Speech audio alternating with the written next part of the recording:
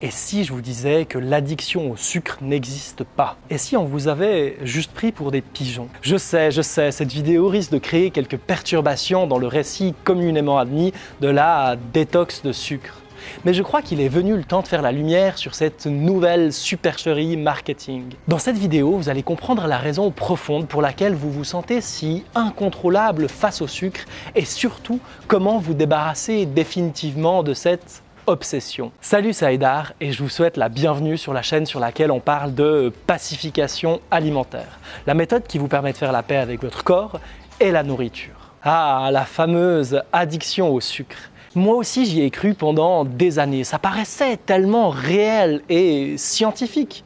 Bah oui, vous savez, cette fameuse étude sur les rats qui montre que le sucre est 2 fois plus addictif que la cocaïne. Ah non, attendez, 4 fois? Non, plus!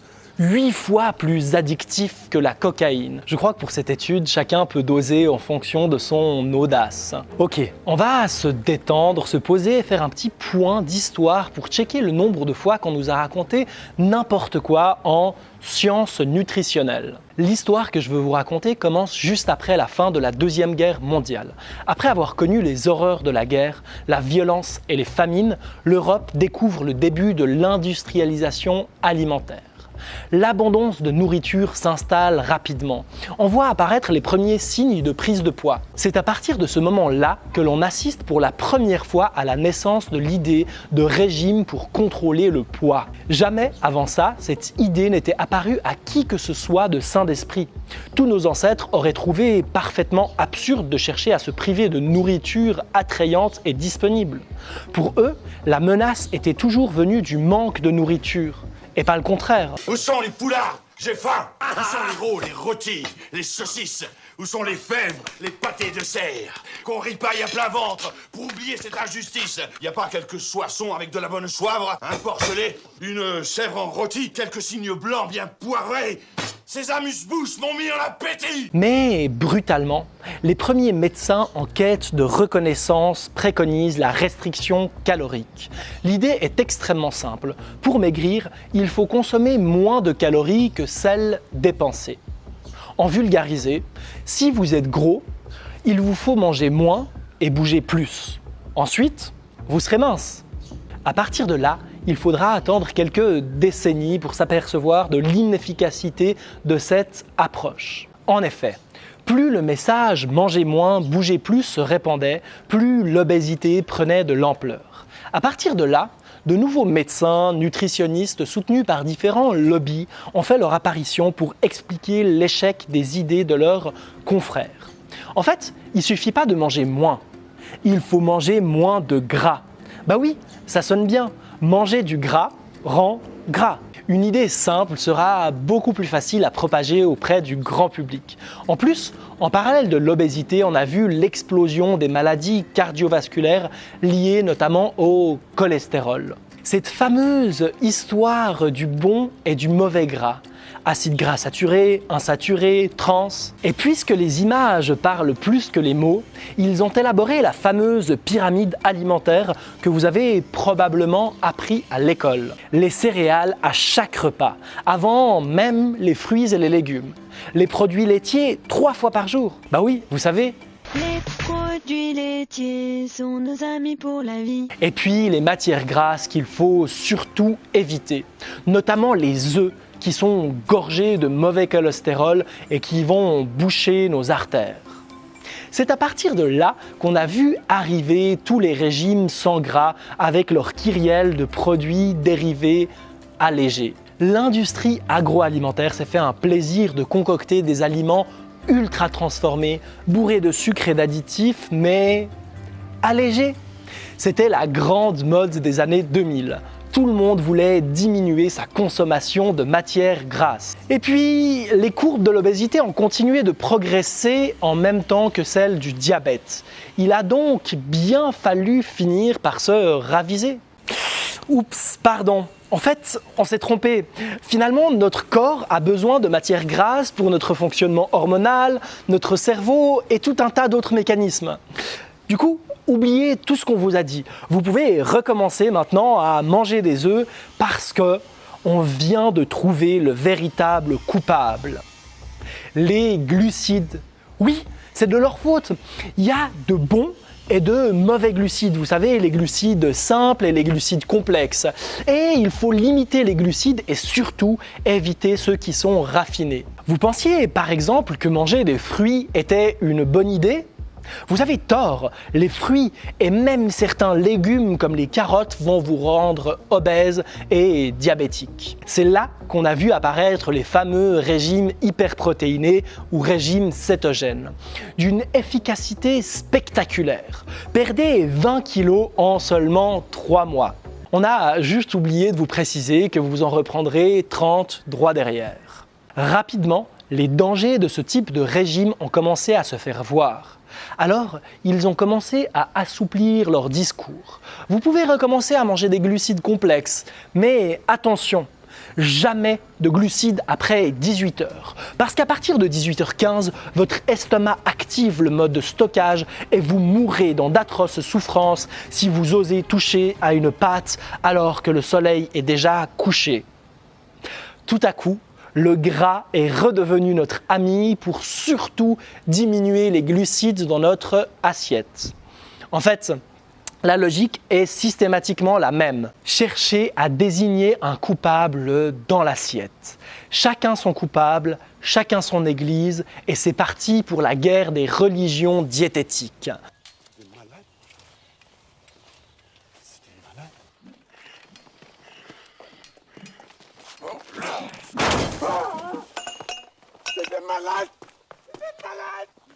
La vérité, c'est que la restriction alimentaire est un aveu de faiblesse. En fait, ils sont tellement démunis face à l'obésité que chacun y va de sa petite théorie pseudo-scientifique. Je fais la prédiction suivante. Dans quelques décennies, la restriction alimentaire sera au même rang que les saignées que l'on pratiquait au Moyen-Âge. Absurde et dangereux. Bref, revenons-en à notre histoire.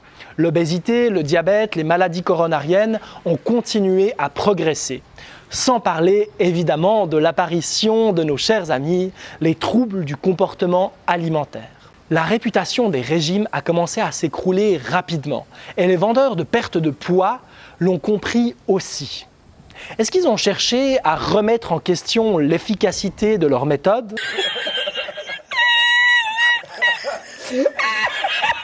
Non, évidemment, ils se sont simplement contentés de changer d'emballage. Maintenant, on vous parle de rééquilibrage alimentaire, wouhou, jeûne intermittent, fasting, meilleure hygiène de vie, détox au sucre, détox de sucre. Ça y est, on est en plein dedans. Voici l'histoire qu'on a choisi de vous raconter. Vous pouvez manger de tout, évidemment en faisant attention, mais si grâce à votre admirable force de caractère, vous parvenez à éliminer le sucre de votre alimentation, alors les portes du paradis vous seront ouvertes. Vous vous sentirez enfin propre, pur et en pleine forme. Vous perdrez du poids, vous n'aurez plus aucun problème de santé, vous dormirez comme un bébé, vous serez heureux et aurez beaucoup d'enfants. Jusque-là, du marketing tout à fait classique. Mais les vendeurs de détox ne s'arrêtent pas là. Nous formons une brochette de truands presque honnêtes. Bienvenue aux 40 voleurs. Ils veulent en plus se donner des prétentions scientifiques. Du coup, ils se sont tous réunis pour relayer d'une seule et même voix cette fameuse étude de rats accros au sucre plus qu'à la cocaïne. Cette histoire de rongeurs toxicomanes est rapidement devenue le passe-partout de tous les marketeurs en quête de sensationnalisme et qui, au passage, n'ont strictement jamais lu cette étude. Justement, qu'est-ce que nous dit exactement cette fameuse recherche ?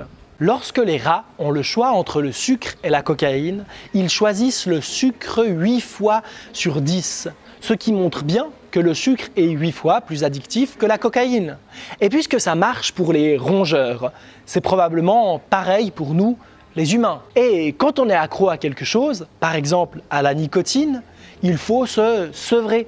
C'est comme ça qu'on nous vend l'idée de la détox de sucre. Il vous faut vous purifier suffisamment pour ne plus jamais en avoir envie. Mais il y a plusieurs petits détails qu'on a omis de vous partager. Le premier, c'est que les fameux rats qui se jettent sur le sucre viennent d'en être privés pendant 12 heures d'affilée, ce qui n'était pas le cas pour la cocaïne. En utilisant ce même procédé, les rats se jettent sur tout ce qui contient des calories, notamment lorsque c'est gras ou salé. En fait, les rats ont simplement compris que pour pouvoir continuer à consommer de la cocaïne, ils ont besoin de survivre en consommant d'abord des calories, de la nourriture. En fait, lorsque les rats ne sont pas privés de sucre, qu'elle est disponible en libre service, ils ne se jettent plus dessus. Autre chose, lorsque l'on a exposé les rats à des stimuli négatifs, en l'occurrence de petits chocs électriques, les rats arrêtent de consommer du sucre, mais continuent leur consommation frénétique de cocaïne. En fait, ce qui rend les rats si compulsifs, ce n'est pas l'abondance de sucre, mais sa privation. Autre léger détail qui a peut-être son importance. Notre cerveau est, en général, un tout petit peu plus complexe que celui des rats et nous ne vivons pas dans des cages coupées du monde. L'autre argument en faveur de l'addiction au sucre consiste à dire la chose suivante.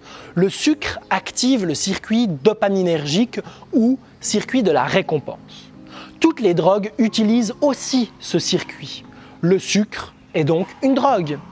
Et ça s'appelle un biais cognitif. Ce n'est pas parce que toutes les drogues empruntent le circuit de la récompense que tout ce qui emprunte le circuit de la récompense est une drogue. En fait, le circuit de la récompense a une fonction. Nous récompenser pour toutes les actions qui permettent notre survie et de nous reproduire. Manger, boire, se reposer, éliminer, se reproduire, bouger. Tout un tas de trucs plutôt bien utiles pour persévérer dans notre être, n'est-ce pas ? En fait, n'importe quelle calorie ingérée va provoquer une réaction dopaminergique. On pourrait donc en conclure que la nourriture est une drogue. Et c'est effectivement vrai d'une certaine façon. Nous sommes dépendants aux calories, de la même manière que nous sommes dépendants à l'oxygène, de la même manière que nous sommes dépendants au sommeil. Et c'est une excellente nouvelle, parce que si nos ancêtres ne l'avaient pas été, nous ne serions simplement pas là pour en discuter. En fait, il y a deux éléments fondamentaux pour faire la différence entre une drogue pathologique et une dépendance saine. La première, c'est la nécessité physiologique. Est-ce que mon cerveau a besoin de nicotine pour fonctionner ? Absolument pas. Est-ce que mon cerveau a besoin de glucose pour fonctionner ? Absolument, oui. En fait, notre appétence pour les aliments sucrés ne vient pas de nulle part. Nous aimons le sucre, les glucides, parce que c'est le carburant indispensable pour notre corps. Tellement essentiel que même lorsque vous vous en privez, votre corps se débrouille pour en produire de lui-même. C'est ce que l'on appelle l'état de cétose, raison pour laquelle on parle de régime cétogène. En fait, que ça nous plaise ou non, notre corps adore et a besoin de glucose. Chaque cellule de notre organisme le réclame comme elle réclame de l'oxygène. On pourrait dire, d'une certaine manière, que le sucre, c'est la vie. Suis-je en train de dire que le sucre ultra transformé, consommé quotidiennement, sera sans conséquence pour votre santé ? Évidemment non. Notre organisme n'est pas naturellement acclimaté à des produits riches en glucose, mais pauvres en fibres. C'est factuel et pour le coup, les études scientifiques l'ont bien démontré. Ce que je dis, c'est que le meilleur moyen d'en consommer avec modération, c'est de se les autoriser totalement. Mais je reviendrai là-dessus plus tard. La deuxième différence concerne le circuit de la récompense. Les drogues ne vont pas seulement l'emprunter, elles vont le court-circuiter. Des quantités anormales de dopamine vont être sécrétées sur un laps de temps très court. C'est cette décharge de plaisir qui rend les drogues si attrayantes et provoque le phénomène d'accoutumance. Il faut systématiquement augmenter la quantité de drogue pour avoir la même dose de plaisir. C'est par exemple le cas pour l'alcool, la nicotine et encore plus pour toutes les drogues dites dures. Pour le sucre, de manière générale, pour la nourriture, nous sommes dotés du meilleur outil de régulation connu sur Terre. Notre cerveau, ordinateur hyper puissant capable de calculer de manière extrêmement précise l'énergie entrante et sortante pour nous indiquer, par le biais de signaux de faim et de satiété, quand, quoi manger et quand s'arrêter. C'est un outil formidable. Le tout, c'est de pouvoir l'utiliser en arrêtant de vouloir mentaliser notre alimentation. L'utilisation de cet outil explique pourquoi certaines personnes arrivent à manger du sucre régulièrement sans développer aucun trouble, tandis que d'autres perdent totalement le contrôle. Ensuite, il y a des manifestations plus évidentes. Pour la cocaïne ou l'héroïne, certaines personnes volent, se prostituent ou tuent même parfois pour avoir leur dose. Je n'ai jamais entendu parler de quelqu'un qui vende des prestations sexuelles pour acheter du chocolat ou des bonbons. Et si le sucre est si addictif, pourquoi est-ce qu'aujourd'hui j'en mange régulièrement en quantité tout à fait raisonnable alors que je me jetais dessus comme un animal affamé il y a seulement quelques années ? En fait, jusqu'ici, je me suis contenté de parler de l'addiction physique pour déconstruire les croyances de la culture des régimes. Mais peut-être que vous êtes en train de vous demander si je n'ai pas tort. En effet, peut-être que vous avez vraiment le sentiment d'être dépendant. Peut-être que vous ressentez un réel manque et que lorsque vous consommez du sucre, vous n'arrivez plus à vous arrêter. Comment expliquer que le sucre est une emprise aussi forte sur vous ? En fait, comme je le répète sans arrêt, le problème n'est pas dans votre assiette. Le sucre n'est pas le problème. Le sucre, c'est juste du sucre.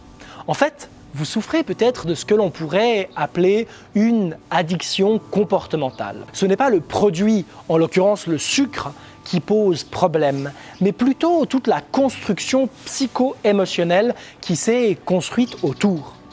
En fait, probablement comme moi à l'époque, vous vous êtes embourbé dans un conflit avec votre corps et la nourriture avec un focus particulier sur le sucre. Et le mécanisme qui s'est mis en place ressemble un peu à des sables mouvants. Plus vous gesticulez pour essayer de vous en sortir, plus votre situation se détériore rapidement. Pourquoi ? Parce que vous essayez de régler votre addiction avec ce qui l'a créé, la restriction. Plus vous cherchez à vous priver de sucre, plus vous le rendez rare et excitant pour votre cerveau. Le sucre prend de plus en plus de place dans votre tête parce que vous voulez l'éviter à tout prix. Et lorsque le chaos du monde vous met face à un aliment sucré, vous devenez totalement hors de contrôle. Vous en mangez rapidement et sans pouvoir vous arrêter pour culpabiliser terriblement juste après et vous promettre de ne plus jamais en reprendre. Cette expérience répétée vous conforte dans l'idée que vous êtes accro au sucre, alors qu'en vérité, il s'agit simplement d'un mécanisme de défense de votre organisme face à ce qu'il considère comme un danger. La restriction n'est pour lui rien d'autre que la possibilité d'apparition d'une famine. Il va donc chercher à vous en protéger en vous faisant manger plus pour faire des stocks au cas où. Tant que vous n'aurez pas clairement identifié ce mécanisme, vous serez condamné à demeurer dans un éternel conflit avec la nourriture, votre corps et le sucre. Mais comme dit en introduction, vous êtes ici sur la chaîne sur laquelle on parle de pacification alimentaire, la méthode qui vous permet de faire la paix avec votre corps et la nourriture. Si mon approche un peu contrarienne vous a intrigué, si vous souhaitez aller plus loin, je continue de proposer un bilan personnalisé gratuit. Concrètement, il s'agit d'un appel téléphonique avec moi durant lequel on pourra faire le point sur votre situation actuelle, notamment vis-à-vis de cette fameuse addiction au sucre. Si vous souhaitez en profiter tant que c'est encore possible, il vous suffit de cliquer sur le lien qui s'affiche en description de cette vidéo. Si vous ne voulez louper aucun des prochains épisodes, il vous suffit de vous abonner et d'activer clochette, la petite cloche. Maintenant, je serais curieux de savoir ce que vous avez pensé de cette vidéo. Quelle est votre opinion ou votre vécu vis-à-vis de l'addiction au sucre ? Je me réjouis de vous lire en commentaire. À très vite, au revoir.